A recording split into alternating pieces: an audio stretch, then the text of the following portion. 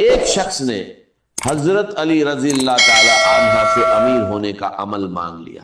آپ نے فرمایا اللہ کی قسم، ہر غریب اگر یہ دو الفاظ پڑھ لے تو اس کی قسمت بدل سکتی ہے۔ ایک دن حضرت علی رضی اللہ تعالی عنہ عبادت میں مشغول تھے کہ ایک غریب شخص روتا ہوا آیا، آپ کے قدموں میں گر گیا اور بلخ بلخ کر کہنے لگا حضرت میں سخت مشکل میں ہوں، سخت پریشانی میں ہوں، مجھ پر قرض بھی ہے، میں نماز بھی پڑھتا ہوں، تسبیحات بھی پڑھتا ہوں، وظیفے بھی کرتا ہوں، اللہ سے دعا بھی کرتا ہوں، لیکن نہ میری کوئی دعا قبول ہوتی ہے، نہ میری حاجتیں پوری ہوتی ہیں، میں دن بد دن قرضہ مشکلوں اور پریشانیوں میں پھنستا جا رہا ہوں۔ ایک پریشانی جاتی ہے تو دوسری آ جاتی ہے، گھر میں پھاکے ہیں، چھوٹے بچے ہیں اور خود بیماری میں مبتلا ہوں۔ وہ روتے ہوئے کہنے لگا حضرت مجھے کوئی ایسا عمل بتا دیجئے، امیر ہونے کا ایسا راج بتا دیجئے کہ میرے حالات بدل جائیں، مجھے اب کسی آسرے میں مت رکھیے، مجھے کوئی سچا عمل بتا دیجئے۔ حضرت علی رضی اللہ تعالی عنہ نے اس کی طرف دیکھا، اس کے سر پر ہاتھ رکھا اور فرمایا بیٹے اپنی زندگی میں صرف دو الفاظ شامل کر لے، تیری تقدیر سنور جائے گی، تیرے حالات بدل جائیں گے۔ اور فرمایا کہ ہر غریب کو اپنی زندگی میں یہ دو خفیہ الفاظ ضرور شامل کرنے چاہیے۔ دوستو جیسے ہی وہ شخص اپنے گھر گیا، اس نے پہلے ہی دن ان دو الفاظ کو اسی ترتیب سے پڑھا جو حضرت علی رضی اللہ تعالی عنہ نے بتائی تھی، اور یقین مانیے اسی شام وہ دوبارہ حاضر ہوا ہاتھ میں مٹھائی کا ڈبہ لیے۔ وہ کہنے لگا حضرت میں نے ہر وظیفہ آزمایا، ہر تسبیح پڑھی، لیکن ایسی تسبیح جس نے میرے تمام قرض ایک ہی دن میں اللہ کے حکم سے ختم کر دیے، میری جان میں جان آ گئی، میری زندگی کے آدھے مسئلے حل ہو گئے۔ تب حضرت علی رضی اللہ عنہ نے فرمایا اے اللہ کے بندے، تو روز یہ دو الفاظ پڑھ، جب تک تیری زندگی ہے تجھے کبھی کسی کے در پر جانے کی ضرورت نہیں پڑے گی، تجھے کسی اور عمل یا وظیفے کی ضرورت نہیں پڑے گی۔ دوستو بھائیوں اور بہنوں، ان دو الفاظ کی برکت سے اللہ نے اس شخص کو فقیر سے بادشاہ بنا دیا اور اس پر اتنا کرم کیا کہ جو پہلے مانگنے والا تھا وہ بانٹنے والا بن گیا۔ اگر آپ بھی ان دو الفاظ کو جاننا چاہتے ہیں جو حضرت علی رضی اللہ عنہ کا سچا راج ہے، تو دل سے یقین کے ساتھ اس عمل کو سنیے اور اپنائیے۔ میں یہ الفاظ اسی ترتیب سے آپ کے حوالے کر رہا ہوں جو بتائی گئی ہے، آپ کو بس ایک بار سکون اور اطمینان کے ساتھ اللہ کی ذات پر پورا یقین رکھتے ہوئے اس عمل کو کرنا ہے۔ اس میں صرف 20 سیکنڈ لگتے ہیں اور روز پڑھتے رہیں، پھر اپنی زندگی میں اللہ کے حکم سے ہونے والی تبدیلی خود دیکھیں گے۔ یہ دو الفاظ اللہ کو بہت پسند ہے، لیکن جو ترتیب بتائی گئی ہے وہی اصل راج ہے۔ میں نے خود انہیں الگ الگ تو بہت بار پڑھا تھا، لیکن جب انہیں اس خاص اندازہ اور اس خاص جوڑ کے ساتھ پڑھا تو کمالت اور معجزات ایسے نظر آئے کہ پڑھنے والا خود حیران رہ جائے۔ یہ اتنا آسان عمل ہے کہ 10 سال کا بچہ بھی آرام سے پڑھ سکتا ہے، لیکن اس کے اثرات اتنے گہرے ہیں کہ جو اسے پڑھتا ہے وہ اس کا دیوانہ ہو جاتا ہے، یہاں تک کہ اس کے بنا اس کی زندگی ادھوری لگنے لگتی ہے۔ میرے پاس روز لوگ آتے ہیں مشکلوں میں گھرے ہوئے، اور یقین کریں میں نے ان دو الفاظ کے ذریعے فقیروں کو امیر اور مانگنے والوں کو بانٹنے والا بنتے دیکھا ہے۔ ایسے لوگ بھی آئے جن پر قرض تھا، بیماریاں تھیں، اولاد نہیں تھی، اور کئی ایسی بہنیں بھی آئیں جو سسرال کے ظلم، شوہر کی سختی اور حالات کی مار جھیل رہی تھی۔ یقین مانیے میں نے ایسے منظر بھی دیکھے جہاں ظالم لوگ خود جھک کر ان کے قدموں میں گرتے نظر آئے۔ اب غور سے سنیے پہلا الفاظ کیا ہے۔ یہ الفاظ بہت آسان ہے، آپ نے اپنی زندگی میں اسے کئی بار پڑھا ہوگا، لیکن اب اسے صحیح طریقے سے پڑھنا ہے۔ آپ اسے کسی بھی وقت پڑھ سکتے ہیں، صبح، دوپہر، شام یا رات، جب بھی دل چاہے، لیکن تنہائی میں بیٹھ کر اللہ کی ذات پر پورا یقین رکھتے ہوئے دل میں کسی بھی طرح کا شک یا وہم لائے بغیر سب سے پہلے درود شریف پڑھیں، پھر پہلا الفاظ، اس کے بعد دوسرا الفاظ، اور آخر میں اللہ سے دعا مانگے۔ بس یہی 3 کام ہے، کوئی لمبا وظیفہ نہیں۔ ترتیب کا خاص خیال رکھیں، نہ کوئی کمی کرے نہ بڑھوتری۔ اگر سچ میں حالات بدلنا چاہتے ہیں تو اسی طرح عمل کریں۔ پہلا الفاظ استغفر اللہ ہے، مگر خاص انداز میں، اور اس کے ساتھ اللہ کا ایک نام جوڑنا ہے۔ یہی حضرت علی رضی اللہ عنہ کا بتایا ہوا راجیہ ہے جو ہر ضرورت مند کے لیے بے حد اہم ہے۔ جب یہ دونوں ملتے ہیں تو اس کا اثر کئی گنا بڑھ جاتا ہے۔ پھر دوسرا کلمہ پڑھنا ہے۔ یہ ایسا عمل ہے جو غریبی اور پریشانیوں کو جڑ سے ہلا دیتا ہے۔ انسان پہلے ہی دن بدلاؤ محسوس کرتا ہے اور لگاتار پڑھنے سے زندگی پوری طرح بدل جاتی ہے۔ اب تنہائی میں بیٹھ کر سب سے پہلے درود شریف پڑھیں، نبی اکرم صلی اللہ علیہ وسلم کی ذات پر سلام بھیجیں اور پھر اسی ترتیب سے اس عمل کو شروع کریں، کیونکہ دینے والی ذات صرف اللہ کی ہے، نہ کوئی اور دے سکتا ہے نہ کوئی روک سکتا ہے۔ آپ کو بس یقین کے ساتھ پڑھنا ہے اور پھر دیکھنا ہے کہ اللہ کیسے آپ کی زندگی بدلتا ہے۔ کتنی بار پڑھنا ہے اس کی تعداد بھی نوٹ کر لیں، لیکن ایسے نہیں کہ آپ کہیں یہ تو عام طریقہ ہے، اس میں نیا کیا ہے، خاص کیا ہے۔ اصل چیز وہ اثر ہے جو ابھی آپ کو بتایا جائے گا۔ ایسی تبدیلی آئے گی کہ لوگ رک رک کر پوچھیں گے، بیٹا اچانک تیری زندگی میں اتنی بڑی تبدیلی کہاں سے آ گئی؟ کل تک تو در بدر ٹھوکریں کھا رہا تھا، کل تک مانگ رہا تھا، اور آج ایسا مقام کہ تو خود بانٹ رہا ہے۔ میرے دوستو، انشاءاللہ وہ وقت آپ کی زندگی میں ضرور آئے، چاہے آپ پر ظلم ہو، زیادتی ہو، غریبی ہو، قرضہ ہو، بیماری ہو، بے اولادی ہو، بندشیں ہوں، دنیا جہان کے مسئلے ہوں۔ یہ عمل اللہ پاک کے حکم سے آپ کو ایسی نجات دے گا کہ آپ ساری زندگی دعائیں دیں گے۔ سب سے پہلے آپ کو تنہائی میں بیٹھ جانا ہے اور اللہ تعالیٰ کی ذات پر مکمل یقین اور بھروسہ رکھنا ہے۔ اکثر لوگ کیا کرتے ہیں، عمل شروع کرنے سے پہلے ہی دل میں وسوسے لے آتے ہیں کہ پتہ نہیں اثر کرے گا یا نہیں، لیکن ایسا ہرگز نہیں کرنا۔ دل کو صاف رکھیں اور یقین کامل کے ساتھ پڑھیں۔ میں آپ کو صرف ایک دن کا چیلنج دیتا ہوں۔ ایسی تسبیح ہے، ایسا راجیہ آپ نے نہ کبھی سنا ہوگا نہ پڑھا ہوگا۔ اب میں پہلا وظیفہ بتانے لگا ہوں، پھر دوسرا جملہ بتا کر آگے بڑھوں گا۔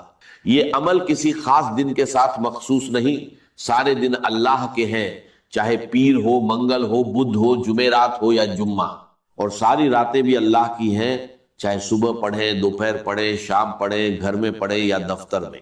ایک بار کا عمل پڑھنے میں آدھا منٹ لگتا ہے، اور اگر اس آدھے منٹ میں آپ کی غریبی، لاچاری، بیماری، فقیری، ظلم سب ختم ہو جائے تو پھر اور کیا چاہیے؟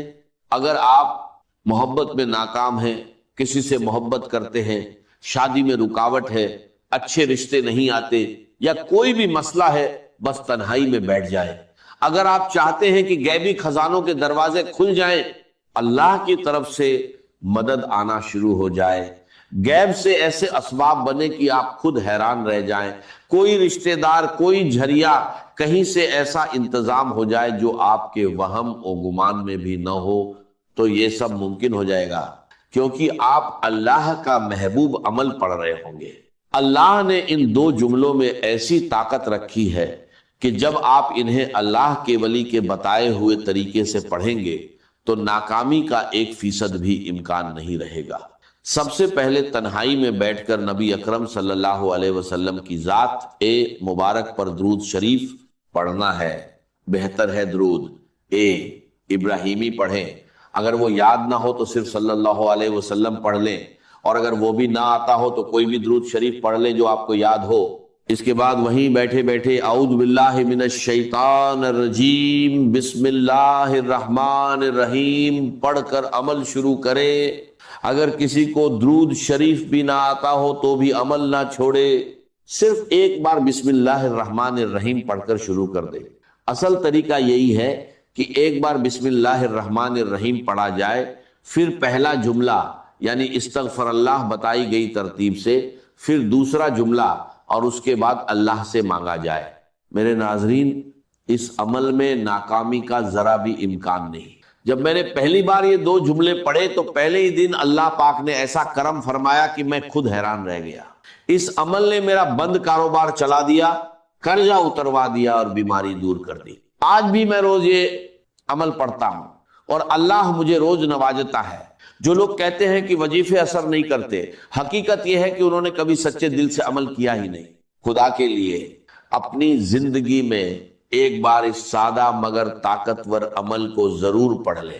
اب طریقہ سن لیں، پہلے ایک بار بسم اللہ الرحمن الرحیم پڑھیں، پھر پہلے وظیفے کو 21 بار پڑھیں، چاہیں تو پہلے اپنی حاجت کی نیت کر لیں، ورنہ آخر میں اللہ سے دعا مانگ لیں۔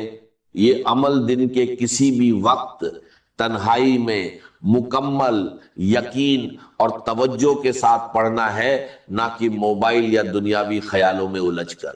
اب پہلے جملے کو اچھے سے سمجھ لیں، پھر دوسرے جملے کی طرف بڑھیں گے۔ اگر جملوں کی ترتیب اور تعداد درست نہ ہوئی اور طریقہ صحیح نہ اپنایا گیا تو پورا عمل ضائع ہو جائے گا، اور پھر ساری زندگی کا پچھتاوا تمہارے مقدر میں رہے گا۔ جیسے ہی اس نے یہ 2 جملے پڑھے، اس کی زندگی سنور گئی، آپ کی بھی سنور جائے گی، میری بھی سنور رہی ہے۔ میں نے یہ عمل بے شمار بہنوں اور بھائیوں پر آزمایا ہے، اور یہ ناممکن کو ممکن بنا دیتا ہے۔ اب آپ نے پہلے نمبر پر استغفر اللہ کو 21 بار کیسے پڑھنا ہے یہ سمجھ لیں۔ ہم سب نے استغفر اللہ پڑھا ہے، کوئی کہتا ہے ایسے پڑھو، کوئی کہتا ہے ویسے پڑھو، تمہارے کام بن جائیں گے۔ لیکن آج جو راج بتایا جا رہا ہے وہ کچھ مختلف ہے۔ آج بہت لوگ کہتے ہیں کہ ہر تسبیح اور وظیفہ پڑھ لیا، مگر حالات نہیں بدلے۔ تو آج استغفر اللہ کے ساتھ اللہ کا نام یا گنی شامل کریں، یعنی استغفر اللہ یا گنی۔ اسے تنہائی میں ایک بار بسم اللہ الرحمن الرحیم پڑھ کر 21 بار پڑھیں، مکمل توجہ اور یقین کے ساتھ۔ پھر وہیں بیٹھ کر دوسرا وظیفہ پڑھیں جو اس عمل کی اصل طاقت ہے۔ حضرت علی رضی اللہ تعالی عنہ نے اس کی تعلیم دی ہے، اور جو اسے سچے دل سے پڑھے اس کے حالات بدل جاتے ہیں۔ استغفر اللہ اللہ کو پسند ہے، اور یا گنی بندے کو بے نیاز بنا دیتا ہے۔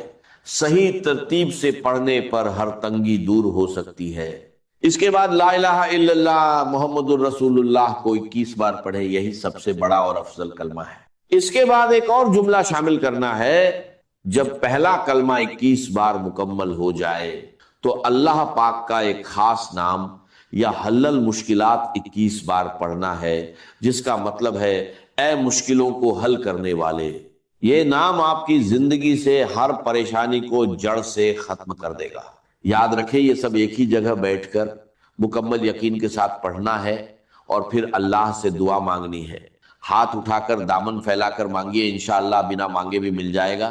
آخر میں درود شریف پڑھ لیں، اور اگر نہ بھی پڑھ سکے تو سیدھی دعا کریں، آپ کا بیڑا پار ہو جائے گا۔ اگر ویڈیو پسند آئے تو لائک کریں، شیئر کریں، کمنٹ میں اپنا نام لکھیں، اور چینل کو سبسکرائب کر کے بیل آئیکن ضرور دبائیں تاکہ نئی ویڈیو ملتی رہے۔ یہ تھی، یہ جو پوٹینشیلٹیز تھی، یہ چھپی ہوئی تھی، مخفی تھی، تخلیق سے وہ ظاہر ہوئی، اور پھر اس تخلیق کے بعد ایک ایسی مخلوق پیدا کی گئی جس میں یہ شعور تھا کہ وہ اس کا پورا احساس اور ادراک کر سکے اور معرفت حاصل کر سکے۔ تو معلوم یہ ہوا کہ اللہ تعالیٰ نے اپنے آپ کو ظاہر کرنے کے لیے اور اپنے آپ کو پہچانوانے کے لیے کائنات تخلیق کی، اپنے آپ کو ظاہر کرنے کے لیے کائنات تخلیق فرمائی، اور اپنے آپ کو پہچانوانے کے لیے انسان کو پیدا کیا، کہ یہ معرفت کی اس کے اندر صلاحیت تھی کہ اللہ کو پہچانے۔ تو بضمیرت آرمیدم تو بجوش خود نمائی، اپنے آپ کو ظاہر کرنے کے جوش میں تو نے اس کائنات کو بنایا اور مجھے بھی پیدا کیا۔ اور اپنے بارے میں کہہ رہے ہیں بکنارہ برفگندی در آبدار خضرا، جیسے سیپی کے اندر وہ موتی موجود تھا، لیکن پتہ نہیں کسی کو نظر نہیں آ رہا، کون اس کی خوبصورتی کو دیکھے، کون اس کے حسن کا جو ہے اس کو اپریشیٹ کرے۔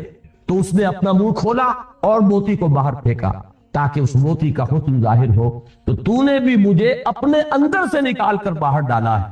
بضمیرت آرمیدم تو بجوش خود نمائی، بکنارہ برفگندی در آبدار خضرا، میں تو تیرے اندر کا ایک موتی، یہ تیرے اندر کا موتی ہے جس کو میں کہہ رہا ہوں۔ متکلمین نے اس کے لیے اصطلاح وضع کی ہے صور علمیہ۔ کائنات میں جو شے بھی خارج میں پیدا ہوئی ہے، پہلے وہ اللہ تعالیٰ کے علم میں موجود تھی، اور وہ اللہ کے علم میں اس کا وجود جو ہے وہ اس کا پوٹینشل ایگزسٹنس ہے۔ اس اعتبار سے میں نے آج عرض کیا ہے بات کو، اس لیے کہ اب پتہ نہیں کتنے زندگی کا کتنا حصہ بقایا ہے۔ میں اس حصے کے درس کے دوران چاہتا ہوں کہ وہ چیزیں کہ جن پر میں نے تاحال جان بوجھ کر گفتگو نہیں کی ہے، میں چاہتا ہوں کہ اب ان کے بارے میں جس چیز کے بارے میں میری ایک رائے بنی ہے اور جو بھی میں نے مختلف جو گوشے ہیں ان سے حاصل کیا ہے وہ میں آپ کے سامنے رکھوں. اگرچہ مجھے اندیشہ ہے کہ چونکہ جس قسم کا یہ اجتماع ہوتا ہے اس میں بالکل نئے لوگ بھی ہوتے ہیں, ہمارے نوجوان طلبہ بھی ہوتے ہیں, اور اس قسم کے مضامین جو ہے ان کے اندر خطرہ ہوتا ہے کہ کچھ لوگ جو ہیں جن کی فہم کی سطح سے وہ بہت بالا تر ہو, ان کے لیے وہ فتنہ نہ بن جائے. لیکن یہ کہ اب اور میرے پاس میں نہیں کہہ سکتا کہ کوئی موقع ہوگا کہ نہیں ہوگا کہ میں ان حقائق پر بھی گفتگو کر سکوں, اس لیے میں نے آج اس قدر تفصیل سے بات کی. اب یہ جو میں نے عرض کیا ہے کہ 3 زندگیاں اور 2 موتیں, درمیان میں ہے یہ حیات دنیاوی. نوٹ کیجئے 5 میں نے مراحل بیان کیے, پہلی زندگی, پھر پہلی موت, دوسری زندگی, دوسری موت, پھر تیسری زندگی جو ابدی ہے. یہ جو درمیان کی زندگی اس کا مقصد کیا ہے, یہ وقفے کیوں ڈالے گئے, یہ ہے اصل سوال. پہلے کوسچن پوز کیجئے کہ ایک مسلسل عمل ہے یہ زندگی, تو اسے پیمانہ امروز و فردا سے نہ ناپ, جاویداں پہم دواں ہردم جواں ہے زندگی. یہ ایک مسلسل عمل ہے, تو وقفے کیوں ڈالے گئے؟ وقفے کا لفظ میں خاص طور پر استعمال کر رہا ہوں, وہ شعر میں آپ کو سن چکا ہوں. موت ایک زندگی کا وقفہ, یعنی آگے بڑھے گی دم لے کر. یہ موت معدوم ہونے کا نام تو ہے ہی نہیں, یہ بھی زندگی کی ایک ایسی کیفیت ہے جس میں ہم شعور سے محروم ہو جاتے ہیں. شعور کے ساتھ تھے پہلی زندگی میں جب عہد کیا الستو بربکم قالوا بلی, پھر وہ ارواح موجود تھیں, معدوم نہیں ہو گئی معاذ اللہ, لیکن شعور نہیں تھا, سلا دی گئی, کولڈ سٹوریج کے اندر سلا دی گئی. پھر ہم شعور کے ساتھ اس زندگی میں آئے, پھر موت آئے گی, اور یہ موت جو ہے یہ تو کامل بے شعوری کی نہیں ہے, اس میں تو شعور رہے گا, اس لیے کہ وہ جنت کا باغیچہ ہے یا دوزخ کا گڑھا ہے, وہ شعور ہے. اگرچہ وہ شعور جو ہے وہ آج ہم نہیں سمجھ سکتے ہمارے اس وقت کے شعور سے اس میں کیا فرق ہوگا. نیم شعوری کی کیفیت تو بہرحال ہے, اور اس کے بعد جو ہے وہ ہماری زندگی باشعور جو ہے وہ ابدی زندگی ہے. تو ان 5 جو میں درمیانی جو ہے حیات دنیاوی جو ہم سب کی جانی پہچانی ہے, ہمارے تجربے میں آ رہی ہے, ہم اسے بسط کر رہے ہیں. بلکہ میں بعض اوقات یہ کہا کرتا ہوں, اور یہ دوسرے رکوع میں یہ بحث آئے گی انشاءاللہ, کہ ایک تو ہے زندگی بسر کرنا, ایک ہے کہ زندگی انسان کو بسر کر رہی ہوتی ہے. ہم خود نہیں جی رہے ہوتے, زندگی ہمیں بتا رہی ہوتی ہے, اس لیے کہ ہم نے اپنا کوئی مقصد معین کیا, نہ کوئی ہدف معین کیا, نہ کوئی نصب العین ہے. تو در حقیقت ہم جی نہیں رہے, بلکہ زندگی ہمیں گھسیٹ کر لے کر جا رہی ہے. یہ جیسے کہ اگلی رکوع میں آئے گا کہ ایک وہ ہے جو سیدھا چل رہا ہو, فَمَن يَمْشِي مُكِبًّا عَلَى وَجْهِهِ أَهْدَىٰ اَمَّن يَمْشِي سَوِيًّا عَلَى صِرَاطٍ مُسْتَقِيمٍ. اوندھے منہ گھسٹ رہے ہیں کچھ لوگ, صرف اپنے پیٹ کے بل گھسٹ رہے ہیں, پیٹ کھانے کو مانگتا ہے, ڈال دیا تو وہ زندگی کی گاڑی چلی جا رہی ہے, وہ خود جی نہیں رہے. یہ زندگی برائے زندگی ہے, جبکہ زندگی در حقیقت کسی مقصد کے لیے ہونی چاہیے. کوئی آدرش ہو, کوئی نصب العین ہو, کوئی آئیڈیل ہو, کوئی آپ کا مقصود و مطلوب ہو, تب زندگی ہے. تو ایک ہے زندگی بسر کرنا, یہ بہت کم لوگوں کو نصیب ہے. حقیقت میں زندگی بسر کرتی ہے اکثر و بیشتر لوگوں کو, وہ زندگی نہیں گزارتے, زندگی انہیں گزارتی. بہرحال یہ زندگی جو ہم گزار رہے ہیں, یا وہ زندگی جو ہمیں اس وقت گزار رہی ہے, بسر کر رہی ہے, اس کی غایت کیا ہے؟ یہ ہے جو دوسرا ٹکڑا اس آیہ مبارکہ کا, لِيَبْلُوَكُمْ أَيُّكُمْ أَحْسَنُ عَمَلًا. انتہائی اہم ہے کہ یہ در حقیقت ایک امتحانی وقفہ, اس میں ٹیسٹنگ پیریڈ اس کو شمار کیجئے. امتحان جیسے ایک 3 گھنٹے کا امتحان ہوتا ہے, میں بعض اوقات یہ کہا کرتا ہوں 3 گھنٹے کا امتحان, چونکہ ہر ایک شخص اس سے واقف ہے. یہ 30 سال کا امتحان ہے, فرق کچھ نہیں ہے. یہ تو کوانٹیٹیٹو معاملہ ہے, کوانٹیٹیٹو کوئی فرق نہیں ہے. 3 گھنٹے کا امتحان, 30 سال کا امتحان. 30 سال میں اس لیے کہہ رہا ہوں کہ چاہے عمر کتنی بھی ہو, میں عرض کر چکا ہوں کہ پروڈکٹیو پیریڈ جو ہے انسان کی زندگی کا, جس میں وہ کچھ بناتا ہے یا بگاڑتا ہے, وہ در حقیقت وہ 30 سال کے لگ بھگ بنتے ہیں. 30 نہیں 40 سال ہو جائیں گے, اللہ خیر سکتا. تو یہ اس کا امتحان ہے. یہ بہت اہم بات ہے قرآن مجید کے فکر اور فلسفے کو سمجھنے کے لیے. پوری زندگی انسان کی اس امتحان ہی سے عبارت ہے. میں نے ایک مضمون لکھا تھا حج کی حقیقت پر, اور حضرت ابراہیم علیہ السلام کی شخصیت کے حوالے سے میں نے امتحانی مراحل گنوائے. پہلا امتحان انسان کا اس کے شعور کا ہوتا ہے کہ آیا وہ اپنے پروردگار کو پہچانتا ہے یا نہیں, اسی عالم محسوسات میں گم ہو کر رہ جاتا ہے, یا یہ کہ اس سے اوپر ابھرتا ہے, اور وہ کھول آنکھ زمین دیکھ, فلک دیکھ, فضا دیکھ, مشرق سے ابھرتے ہوئے سورج کو ذرا دیکھ. ان آیات الہیہ کے ذریعے سے اگر وہ معرفت حاصل کرتا ہے اللہ کی, تو پہلے امتحان میں پاس ہو گئے. اور اگر وہ اسی میں گم ہو کر رہ گیا, صرف حیوانوں کا سا دیکھنا دیکھتا رہا, اور حیوانوں کا سا سننا سنتا رہا, تو گویا کہ وہ ناکام ہوا. وہ تو ضل ضلالا بعیدا، جس نے خدا کو پہچانا ہی نہیں وہ تو پہلے ہی امتحان میں فیل. اب جس نے پہچان لیا اب اس کے بعد استقامت کا امتحان آئے گا. ان الذین قالوا ربنا اللہ ثم استقاموا. اب عمل کا امتحان شروع ہوگا. اللہ کا حکم ہے اس کو مانو، اللہ نے روکا ہے رکو. پھر اللہ تو اب تمہارے لیے ایک سے ایک چیلنج نیا لائے گا. پرائمری کا امتحان پاس کر لو گے تو مڈل ہے، پھر میٹرک ہے، پھر آگے چلے گا. حضرت ابراہیم علیہ السلام کا پہلا امتحان باپ نے گھر سے نکالا. واہجرنی ملیہ قال سلام علیک. وہ اللہ تعالیٰ کی توحید پر قائم ہے.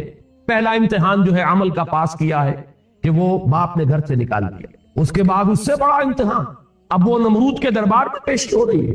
لیکن ان کا صبر، ثبات، استقامت، ان کا عزم، ان کا حوصلہ قائم ہے. اور آنکھوں میں آنکھیں ڈال کر بات کی ہے جو مجادلہ سورہ بقرہ میں آیا ہے کہ تم اگر خدائی کے مدعی ہو تو اللہ تعالیٰ سورج کو مشرق سے نکالتا، مغرب سے نکال کے دکھاؤ.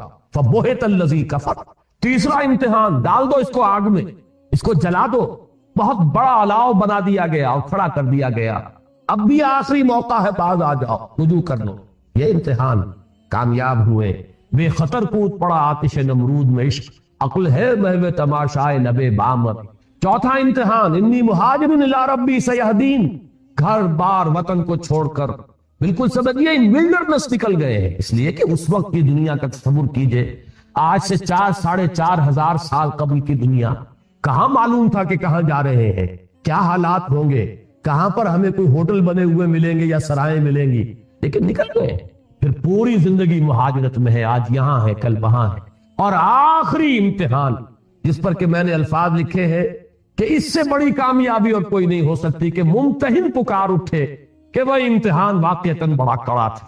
وہ جو فرمایا گیا ہے کہ اب اپنے بیٹے کو 100 برس کا بوڑھا جس نے دعائیں مانگ مانگ کر بیٹا لیا تھا، اور اب وہ بیٹا 13 برس کا ہوا ہے. فلما بلغ معه السعی، جبکہ وہ بھاگ دوڑ کے قابل ہوا ہے، جبکہ باغو بن گیا ہے بوڑھے باپ کا. اور اچھے الفاظ وہاں پر میرے قلم سے اس وقت نکل گئے کہ وہ بوڑھا باپ دیکھ دیکھ کر جی رہا ہوگا، بیٹے کو جوان ہوتا دیکھ رہا ہے.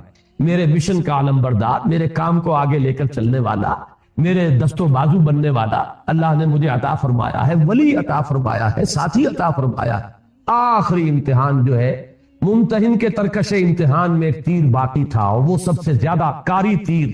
جب اس میں کامیاب ہوئے ہیں فلما اسلما وتلہ للجبین ونادیناہ یا ابراہیم قد صدقت الرؤیا انا کذالک نجزی المحسنین. اور اس میں فرمایا ان ھذا لہو البلاء المبین. کوئی شک نہیں کہ یہ بہت کڑا امتحان تھا ابراہیم، تم نے سب پاس کر. یہ حضرت ابراہیم کی شخصیت اس اعتبار سے کہ پوری زندگی مسلسل امتحان کی زندگی. یہی وجہ ہے کہ سورہ بقرہ میں ایک آیت میں اس کو سمو لیا. وَإِذِ ابْتَلَىٰ إِبْرَاهِيمَ رَبُّهُ بِكَلِمَاتٍ فَأَتَمَّهُنَّ قَالَ إِنِّي جَاعِلُكَ لِلنَّاسِ إِمَامًا.